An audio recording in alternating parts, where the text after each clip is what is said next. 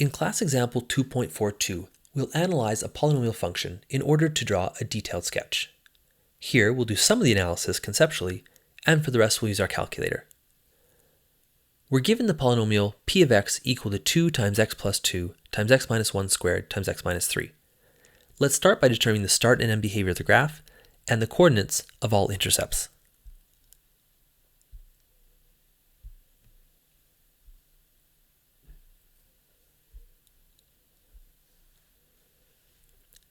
We can determine this polynomial to be of degree 4 because the exponents on the factors are 1, 2, and 1. Because it is an even degree, both the arms will point in the same direction. Our lead coefficient is positive 2, so the right arm will point up. Since it is an even degree polynomial and both are pointing in the same direction, both arms will therefore point up.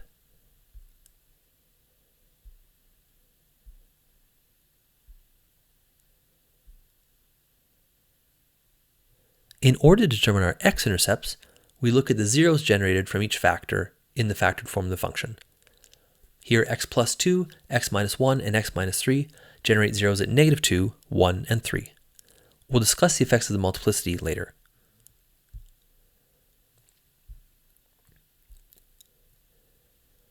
A function will have at most one y-intercept, and because it is always situated on the y-axis, it is where the x-coordinate is 0. By replacing x with 0 in the equation, we can determine here a y value of negative 12.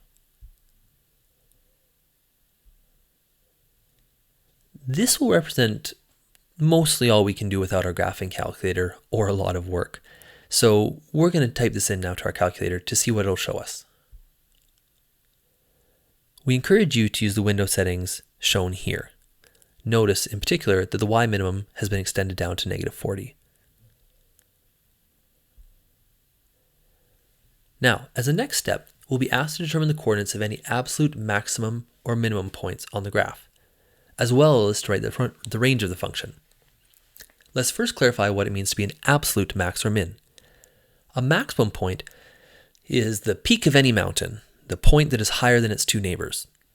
And a minimum is any point that is the pit of a valley or the lowest, lower than its two neighbors.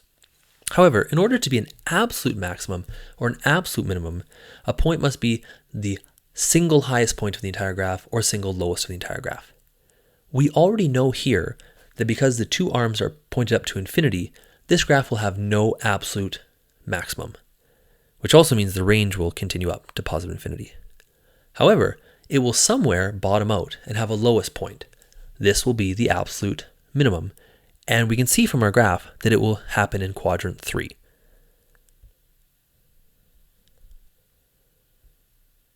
Using the second calculate minimum option, we can determine the coordinates of this point to be negative 1.15 and negative 32.61. There is another minimum point here.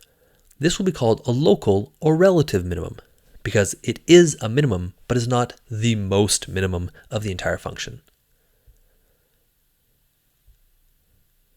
We will again use our second calc minimum to determine it to be 2.40 and negative 10.34. To complete our graph, we'll analyze the multiplicity of each x-intercept, or each zero.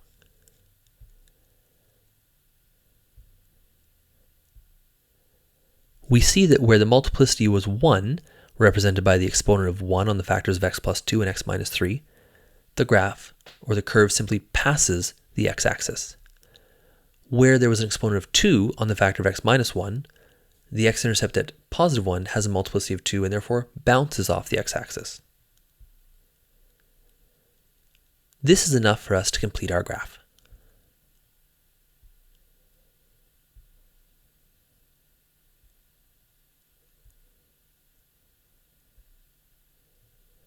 We can now determine that our range is all values of y greater than or equal to negative 32.61.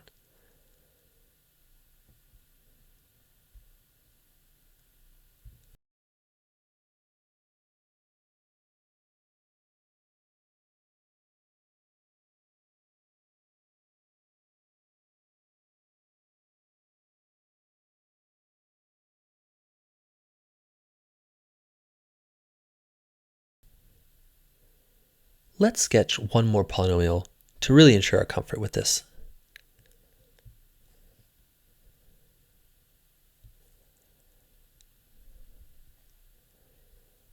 Here we have another polynomial of degree 4, this time because the exponents are 3 and 1. Again, we see that both arms will point in the same direction. However, our leading coefficient is negative. In particular, it's -1, meaning that both the arms will be down.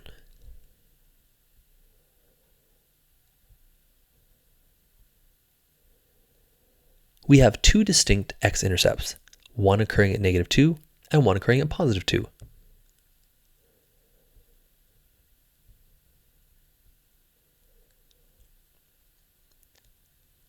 As always, our y-intercept is found by replacing x with 0.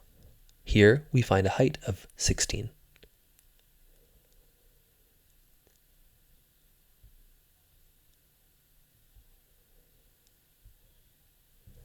Our x-intercepts, or zeros, have multiplicities of 3 and 1 respectively.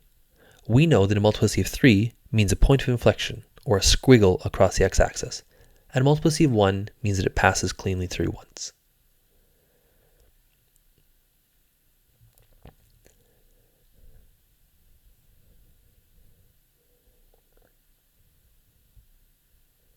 We can now use our calculator to determine any other features of the graph. Notice here, we've adjusted our window a little bit. In particular, the y maximum goes up to 30.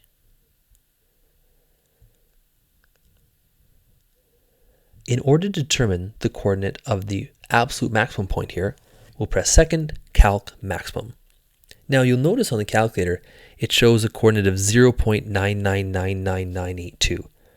Sometimes our calculator uses estimation strategies that are a little bit different than ours, and you can know that 0.99999 is indeed 1 here. So when the graph has an x value of 1, the height is 27.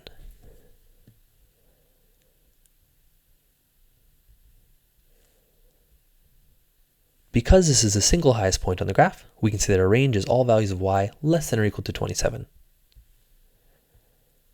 As always, the range of a polynomial would be all real numbers.